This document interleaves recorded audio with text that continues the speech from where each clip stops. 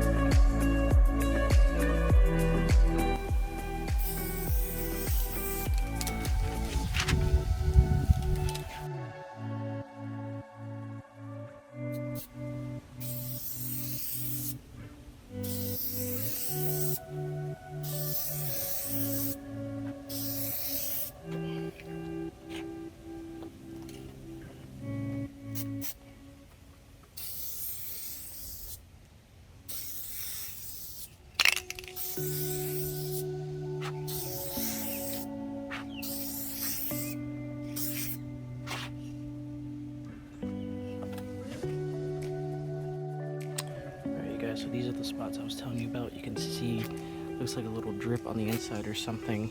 A little hard to tell, but sometimes you can see it before you even do the headlight. Other than that, it came out good.